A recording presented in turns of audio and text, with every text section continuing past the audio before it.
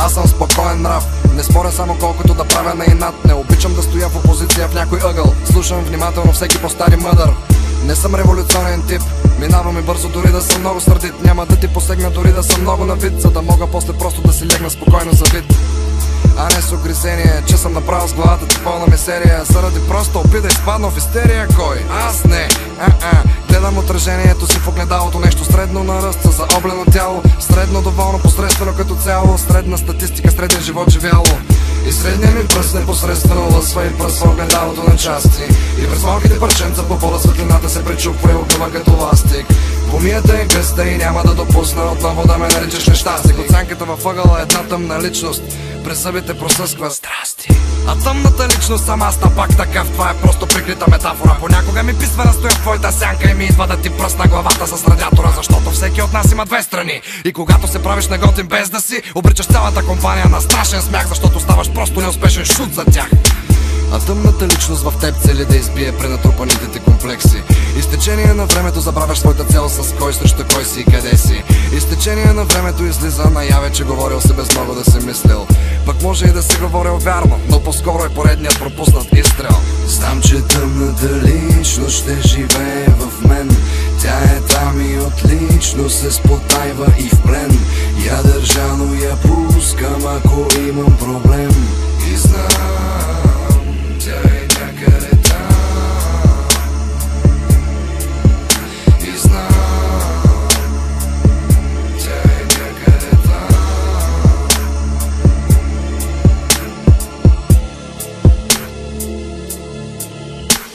Убиха детето в мен на 13 години и родиха се в мене. Тогава тъмните зели да държа ги в аковите. Знаеш ли колко ми струва, защото те мои роби са, на вас не се огувам. На 33 to be or not to be, живот от вектори, без протектори. Там скрит за зид във вид на бит бандит. Неща да остана сам и от стуто бит. Като малката кибрито продавачка в приказка. Иска като Тери прачи да я съживя, но доброто умря и според само със себе се. Истината е една, че съм патка с левери. Като знатка на мебели изпатках с повредени извадки, намерени за трафта. Прочето ги загадка от пъзели в тетрадка, пренеса ги и шапка, свалих на тия справки, че ти не трябва на тебе за най-бателна система. Трябва да ги беше с напомпаната вена. И какво ти пука, че си бил грозното пате. Сега си потока грозен бившето лапе. Чудесата стават само писани в романи, които балансират шупените дивани. Добротата е нарисувана където е същината. Тя съцарена от небник и управляна от амата. Ето този глас ми говори всеки ден и бавно осъзнавам, че съм просто кретен. Страдам от апатия, не за друго, защото съм фен. На секирето качена на стената ся в мен. И тръгнали по улиците лухмана. Ще пара всяка глава и без това без глава.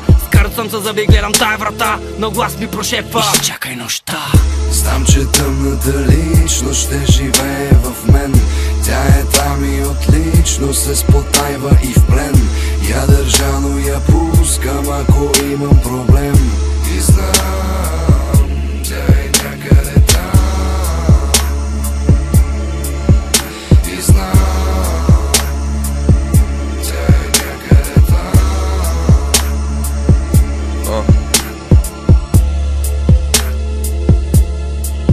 Нито съм красив, нито пък съм смел. Момичето, което искаме с един жумел. Истината е, че ми изглежда много свестен и с цел да даде на своята избрана обич без предел. И много други работи, които аз не мога. Финансова сигурност и наивна вяра в Бога. Добрата част от мен го намира за идеалка. Другата се надява пишката му да е малка. Студът ме кове, но дългът ме зове. Знам, че думите ми трябва да топят ледове, да градят цветове, да блестят с цветове. И в съзнанието ви чисто да стоят векове. Лекове, не знам кой за какво се бори. Скитам сред декори и широки коридори. Не ме занимава и не ми се говори. Тъмната страна на душата ми се разпори. С поглед кървясал, ходя брадясал. Треване съм пасал, направо съм втасал. Меката ти същност нещо се разстрои. Всички тези напористи мисли са зимой. Като приказвам глупости от мен хвърчат и скри. И яжа осъзнай се и спри. Не виждаш ли, че вече си на 23? Следата от детето в тебе май се изтри. И така, вече съм безчувствен. И моя устен устрем е изкуствен. Пак ни канят кока да друснем, но със съвера ми ще пропуснем. Далеч съм от белите прахове, по черепа поникват мъхове. Искам като стреснати плъхове да ме напуснат моите страхове. И аз по примера на самотните намирам утехата у децата и животните. Често го повтарям и превръщам в баналност, но мечтая да си върна детската емоционалност. Казвам го просто как е с мен, че на твоя Господ аз не съм фен, а тъмна личност в слаб и късден, който ще се скапе съвсем. Знам, че тъмната личност ще живее в мен. Тя е там и отлично се спотайва и в плен. Я държа, но я пускам, ако имам проблем.